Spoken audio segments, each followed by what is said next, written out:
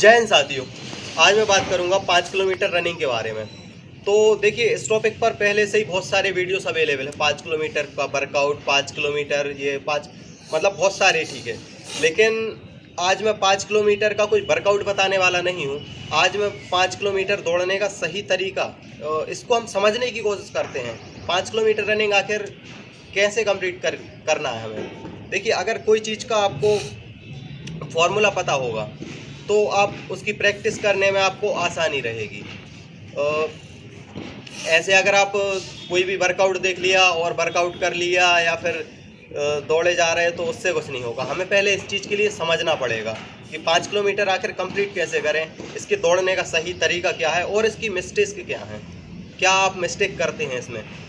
तो सबसे पहले तो मैं आपको बता दूं, 5 किलोमीटर एक लंबी रेस है और इसे दौड़ने के लिए जो चीज़ों की सबसे ज़्यादा ज़रूरत होती है आपको, वो है आपका स्टेमिना। दूसरी चीज़, आपके दौड़ने का सही तरीका, आप कैसे दौड़ते हैं। और तीसरा है आपका सांस लेने का सही तरीका, क्योंकि जो चीज़ आपके स्टेमिना को लंबे समय तक बनाए रखती है वो है आपका सांस लेने का सही तरीका। अगली बात आती है कि आपको स्ट्रेंथ और स्पीड चाहिए होती है, ये है सबसे लास्ट में। तो चलिए इन सारे टॉपिक के ऊपर बारी बारी से बात करते हैं और इनकी मिस्टेक्स और इनको सही तरीके से कैसे कर सकते हैं उनके बारे में बात करते हैं। तो सबसे ज़रूरी चीज़ है वार्म अप। वार्म अप क्या होता है? वार्म अप करके आपको सबसे पहले बॉडी को तैयार कर लेना है। देखिए, समझिए वार्म अप हमें क्यों करना है। आपको बस पता है कि हमें वार्म अप करना है और बस वार्म अप के लिए हाथ पैर हिलाने लगते हैं। नहीं, वार्म अप ये नहीं है। वार्म अप के लिए आप पहले समझिए कि वार्म अप हमें करना क्यों होता है। वार्म अप करने से क्या है, आपकी हृदय गति अचानक से नहीं बढ़ती। जो आप रनिंग करते हैं तो आपकी हृदय गति अचानक से नहीं बढ़ती और आपका ब्लड प्रेशर अचानक से नहीं बढ़ता। आप अपनी बॉडी को एक सिंपल भाषा में कहें तो रनिंग के लिए तैयार कर लेते हैं। अगर आप बिना वार्म अप के रनिंग करते हैं तो आपको जो आपकी मसल्स हैं वो पहले उस पोजीशन में, मतलब उसके लिए तैयार नहीं होती और आप अचानक से तेज़ दौड़ जाते हैं तो वो अच्छे से वर्क नहीं कर पाएंगी, समझ रहे हैं। और अगर आप जैसे कि गाड़ी को हम फर्स्ट गियर में उठाते हैं, ठीक है, और फिर बाद में सेकंड, फिर थर्ड, तो वार्म अप ऐसे ही आपको वार्म अप करके अपनी बॉडी को गर्म कर लेना है, आपकी बॉडी को तैयार कर लेना है, जिससे आप रनिंग के लिए आसानी से स्टेप उठा सकें और आपको कोई इंजरी नहीं हो। अगर आप वार्म अप नहीं करते हैं तो आपको रनिंग करने के बाद, अगर आप जैसे रनिंग कर भी जाते हैं तो पहली चीज़ तो आपको रनिंग करने में दिक्कत होगी, और दूसरी चीज़, जब आप रनिंग कर चुके होंगे तो आपको कई दिनों तक बॉडी में दर्द रहेगा, क्योंकि जो मसल्स हैं उन पे अचानक से बहुत सारा लोड पड़ जाएगा। एकदम से उनको पता भी नहीं होगा कि मतलब क्या होने वाला है, और अचानक से बहुत सारा लोड पड़ जाएगा उन पे और वो इंजर्ड हो जाएंगे। तो बहुत ज़्यादा दर्द रहेगा आपको शरीर में। तो सबसे पहले हमें रनिंग से पहले वार्म अप ज़रूर कर लेना है। तो हम बात करते हैं स्टेमिना के बारे में। फर्स्ट पॉइंट है हमारा स्टेमिना। तो देखिए, स्टेमिना का कोई ऐसा शॉर्टकट नहीं है जो मैं बता दूं कि मतलब स्टेमिना की कोई ऐसी ट्रिक नहीं है जो मैं बता दूं कि मतलब आप उसको, कोई एनर्जी ड्रिंक नहीं है कि आप खा लो और स्टेमिना बढ़ जाएगा 2-3 दिन में या 8-10 दिन में। तो स्टेमिना आप सिर्फ प्रैक्टिस से क्रिएट कर सकते हैं। आप सही प्रैक्टिस और अच्छा वर्कआउट, अच्छी डाइट, मोस्ट इम्पोर्टेंट अच्छी डाइट और रेस्ट, इससे आप स्टेमिना आराम से कुछ ही दिन में बढ़ा सकते हैं। तो ये तो हो गई बात स्टेमिना की। अब हम बात करते हैं हमारे अगले पॉइंट की बात। तो देखिए, अब हम बात करते हैं दौड़ने के सही तरीके के बारे में, कि दौड़ने का सही तरीका क्या है, आपकी पोजीशन क्या रहेगी और आपको पैर कैसे पटकना है।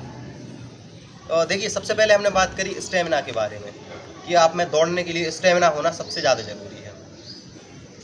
लेकिन अगर आप सही तरीके से नहीं दौड़ते हैं तो स्टेमिना के होते हुए भी आप सही टाइमिंग नहीं ला पाएंगे।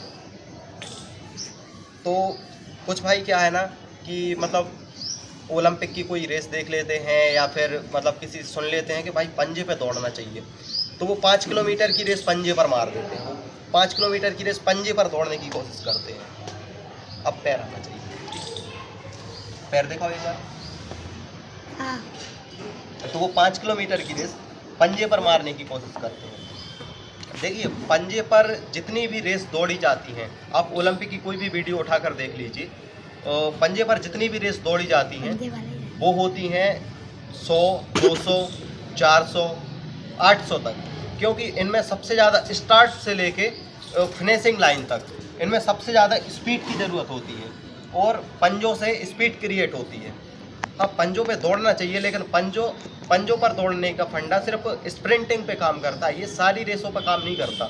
क्योंकि जब आप पंजों पर दौड़ते हैं तो आपकी बहुत ज़्यादा एनर्जी खपत होती है और 5 किलोमीटर दौड़ने के लिए हमें एनर्जी लंबे समय तक बचा कर रखना है। जब आप पंजों पर दौड़ते हैं तो बहुत ज़्यादा पावर खर्च होती है आपके शरीर से, तो हमें 5 किलोमीटर पंजों पे नहीं दौड़ना है। हाँ, आपको हील पे भी नहीं दौड़ना है। आप अगर ऐसे हील पे गलत तरीके से ऐसे पटक के दौड़ते हैं तो ये भी गलत तरीका है, इससे आपको पैर में इंजरी होगी, क्योंकि आपको बॉडी में धमस लगेगी इससे। तो आपको हील पे भी नहीं दौड़ना है। और सबसे पहली बात, आपके जूते अच्छे होने चाहिए, ठीक है। फिर भी आपको हील पे नहीं दौड़ना है। लेकिन अब हम बात करते हैं कि 5 किलोमीटर हमें किस तरीके से दौड़ना है, हमें पैर कैसे पटकना है। तो 5 किलोमीटर हमें स्टार्टिंग से 4 से 4.5 किलोमीटर तक हमें पूरा पैर पटकना है। ये हमें पूरा फुट गिराना है। देखिए आगे से देखिए, पैर पे दिखाना, आपको ये आएगा आपका। इसके लिए क्या है, जब आपका पैर गिरेगा तो आपकी बॉडी ये अब्जॉर्ब कर लेगी।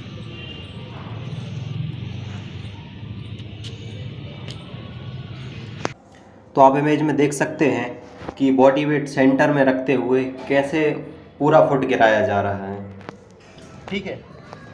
और आपको हाँ, स्टार्टिंग में स्पीड क्या रखनी है, तो स्टार्टिंग में जो आपकी स्पीड रहेगी, आप एक रिदम बना के चलिए, मतलब एक ही स्पीड में। स्टार्टिंग में आप हल्का सा थोड़ा ज़्यादा खींच सकते हैं, क्योंकि बॉडी में स्ट्रेंथ बहुत ज़्यादा रहती है, तो आप स्टार्टिंग में हल्का सा थोड़ा ज़्यादा खींच सकते हैं, लेकिन इतना भी ज़्यादा नहीं कि आप थक जाएं। आपको उस हिसाब से चलना है, आपको स्टार्टिंग में ज़्यादा नहीं खींचना। क्या होता है कि बंदे एक दूसरे का मतलब बहुत तगड़ी तरीके से स्टार्टिंग में खिंचवा देते हैं और बाद में वो भी उनके भी फिल्टर फूक जाते हैं और वो आपकी भी रेस खराब कर देते हैं। तो आपको ऐसा नहीं करना, आपको अपने हिसाब से दौड़ना है, ठीक है। और जब आप 4 से 4.5 किलोमीटर निकल जाते हैं, तब आपको यहाँ पंजों पर फिर आप पंजों पर दौड़ सकते हैं, क्योंकि आपको स्पीड की ज़रूरत होती है। फिर आपको स्पीड मार देना है और लास्ट फिनिशिंग तक, और आपको माइंड सेट अच्छा रखना है। तो अब हम बात करते हैं माइंड सेट के बारे में। देखिए माइंड सेट क्या होता है। रनिंग करते समय जो हमारा माइंड सेट होता है, कि जैसे आप रनिंग कुछ दूर चलने के बाद, जैसे कि आप 1 से 1.5 किलोमीटर 2 किलोमीटर जब आप निकल जाते हैं और आपकी बॉडी की एनर्जी लेवल डाउन होने लगता है, आप थकने लगते हैं, या फिर आप अनकम्फर्ट जोन में जाने लगते हैं, कंफर्ट जोन से अनकम्फर्ट जोन में जाने लगते हैं, जब आपको लगता है कि बस अब तो थक गए, मतलब आप मन से लगता है आपको कि थक गए। या फिर कुछ बंदे क्या है ना, आपको काट देते हैं। जैसे कि जो बंदे साथ में चल रहे होते हैं, कुछ दूर के बाद वो आपको काटना स्टार्ट कर देते हैं, निकलने लग जाते हैं आपके आगे, तो आप मन से हार जाते हैं, माइंड से डीमोटिवेट होने लगते हैं, अंदर से डीमोटिवेट होने लगते हैं। क्या होता है कि आप में एनर्जी तो होती है, लेकिन आपको नहीं लगता कि आप में एनर्जी है। आप मन से हार जाते हैं कि भाई रहने दो, अब नहीं होगा। या तो आप फिर रुक जाते हैं, जब बंदे आपको काटने लग जाते हैं तो आप डीमोटिवेट होते हैं, तो या तो आप रुक जाते हैं या फिर आप ढीले पड़ जाते हैं कि देंगे, या फिर छोड़ देते हैं रेस। तो आपको ऐसा नहीं करना, आपको मन से नहीं हारना है, आपको अपना माइंड सेट इतना स्ट्रॉन्ग बना के रखना है। आपका ध्यान सिर्फ आपके लक्ष्य पे होना चाहिए कि रुकूंगा तो वहीं पे रुकूंगा और अच्छी खासी स्पीड लेके चलूँगा। देखिए आपको कम से कम एनर्जी लगा के ज़्यादा से ज़्यादा स्पीड लेके चलना है, ठीक है। तो आप अपना माइंड सेट अच्छा स्ट्रॉन्ग करके चाहिए।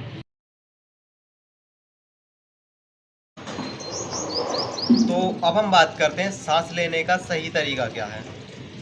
देखिए सांस भी हमें तरीके से लेना है। कोई बोलता है कि हमें 5 किलोमीटर में सिर्फ नाक से सांस लेना है, कोई बोलता है हमें मुंह से सांस लेना है, कोई बोलता है दोनों से सांस लीजिए, कोई बोलता है देखिए, आपको स्टार्टिंग में क्या करना है, आपको सिर्फ स्टार्टिंग में नाक से सांस लेना है और नाक से ही छोड़ना है, क्योंकि स्टार्टिंग में एनर्जी बहुत होती है आपकी बॉडी में, तो आपको इतनी ज़्यादा ऑक्सीजन की ज़रूरत नहीं पड़ती है। लेकिन आपको गहरी सांस लेना है, नाक से भी आपको गहरी सांस लेना है और पूरी छोड़ना है, क्योंकि आप स्टार्टिंग में अगर मुंह से सांस लेंगे, मुंह और नाक दोनों से सांस लेंगे, तो क्या होगा कि आपका गला सूख जाएगा और आप जल्दी थकने लगेंगे।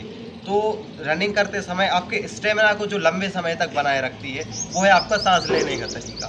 तो देखिए 100, 200, 400 स्प्रिंटों में क्या होता है कि आपको स्टार्टिंग से ही मुंह और नाक दोनों से सांस लेना होता है, क्योंकि इनमें बहुत ज़्यादा ऑक्सीजन की ज़रूरत पड़ती है, इनमें बहुत ज़्यादा एनर्जी खर्च होती है और बहुत ज़्यादा ऑक्सीजन की ज़रूरत पड़ती है हमें, इसलिए आपको स्टार्टिंग में मुंह और नाक दोनों सांस लेना होता है। लेकिन इस रेस में ऐसा नहीं है, आपको स्टार्टिंग में नाक से सांस लेना है, नाक से ही छोड़ना है। और जब आप 1.5 से 2 किलोमीटर निकल जाते हो, इसके बाद आपको नाक से सांस लेना है और फिर मुंह से छोड़ना है। इसके बाद आपको नाक से ही लेना है लेकिन छोड़ना मुंह से है। और बीच बीच में 200-300 मीटर निकलने के बाद, जब आप 200-300 मीटर निकल जाते हैं, तो आपको मुंह और नाक दोनों से 5 से 6 गहरी सांसें लेना है, पूरी छोड़ना है, जिससे आप में एनर्जी भर जाए। ठीक है, आपको अच्छे से रिलैक्स कर लेना है, मुंह और नाक दोनों से सांस लेना है। और जब लास्ट का 1000 से 1500 मीटर बचता है, तो इसमें आपको मुंह और नाक दोनों से सांस लेना है। आपको मुंह भी खोल लेना है, नाक भी। आप जितनी ज़्यादा गहरी गहरी सांसें ले सकते हैं, जितनी ज़्यादा ऑक्सीजन खींच सकते हैं, आप खींचिए और उनके लिए पूरा छोड़िए। ठीक है, और लास्ट में आपको स्पीड मारना है। तो अब हम बात करते हैं स्पीड और स्ट्रेंथ के बारे में। तो देखिए, कुछ लोग बोलेंगे कि मतलब 5 किलोमीटर में स्पीड की क्या ज़रूरत है, 5 किलोमीटर तो पेस लेकर दौड़ी जाती है।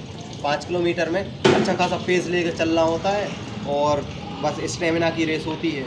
नहीं, ऐसा नहीं होता। हाँ, 5 किलोमीटर हमें 4 से 4.5 किलोमीटर तक पेस में दौड़ी जाती है, लेकिन इसमें आपको स्पीड की भी ज़रूरत पड़ती है, वो है लास्ट में। आपने देखा होगा कि जो बंदा 4 किलोमीटर तक आपके साथ में चल रहा होता है, वो लास्ट के 1000 से 500 मीटर में आपको 100-200 मीटर का गैप मार देता है, या 50 से 100 मीटर का गैप तो दे ही देता है। क्यों इतना आगे निकल जाता है? क्योंकि भाई उसमें स्पीड है, उसने स्पीड वर्कआउट किया हुआ है। तो इसमें भी आपको स्पीड की ज़रूरत पड़ती है और स्ट्रेंथ की। स्ट्रेंथ हमें शॉर्ट रेसों में चाहिए होती है। वैसे नॉर्मली शॉर्ट रेस में हम स्ट्रेंथ मारते हैं, लेकिन हमें इसमें भी स्ट्रेंथ चाहिए होती है और स्पीड चाहिए होती है, क्योंकि लास्ट में वही समय होता है। आपने बीच में क्या किया वो तो उतना फ़र्क पड़ता ही है, लेकिन आपने लास्ट में किस तरह से फिनिशिंग करी, हार जीत उस पर भी डिपेंड हो जाती है। तो आपको स्पीड वर्कआउट भी ज़रूर करना है 5 किलोमीटर वर्कआउट के साथ साथ, और आप में स्ट्रेंथ भी होना चाहिए। इसके लिए आप लेग वर्कआउट भी करिए। अब लेग वर्कआउट आप बॉडी वेट से भी करिए और आउटर वेट से भी। तो अभी वर्कआउट के बारे में मैं किसी और दिन वीडियो बनाऊंगा। तो ये थे आज के सारे टिप्स। अगर कोई टॉपिक मैं कवर करना भूल गया हूँ तो आप कमेंट में पूछ सकते हैं, या इंस्टाग्राम का लिंक दे दूँगा, आप मुझे इंस्टाग्राम पर मैसेज कर सकते हैं, मैं एक और वीडियो बना दूँगा, या फिर मैं आपको पर्सनली रिप्लाई दे दूँगा। तो गाइस, ये थी आज की वीडियो। अगर वीडियो अच्छा लगे तो लाइक कर देना, नहीं लगे तो मत करना फिर भी कर देना। और अगर आप इन सारे टिप्स को फॉलो करते हैं तो मैं गारंटी देता हूँ कि आपकी जो पुरानी टाइमिंग होगी उससे आप अभी बिना कुछ अभी वर्कआउट किए हुए, अगर आप इन सारे टिप्स को फॉलो करते हैं तो आपकी टाइमिंग ज़रूर टूटेगी पुरानी टाइमिंग से। और जब आप अच्छे से वर्कआउट भी करेंगे इसके साथ में इन सारे टिप्स को फॉलो करते हुए, और जब आप वर्कआउट करेंगे, अपने स्टेमिना पर वर्क करेंगे, स्पीड पर वर्क करेंगे, अपनी सांस पर वर्क करेंगे, सही तरीके से दौड़ने में। शुरू में तो आपको दौड़ने में अगर आप पहले से रनिंग करते हैं तो आपको ईजी रहेगा, लेकिन आप स्टार्टिंग में अगर रनिंग कर रहे हैं और आप पैर दिखाना या हील पर रनिंग करते थे तो आपको थोड़ा दिमाग लगा के दौड़ना पड़ेगा, लेकिन ठीक है। लेकिन कुछ टाइम बाद आपको सब नॉर्मल लगने लगेगा। तो आप ज़रूर इन टिप्स को फॉलो करके देखिए, मैं गारंटी देता हूँ आपकी टाइमिंग ज़रूर कम होगी 5 किलोमीटर की।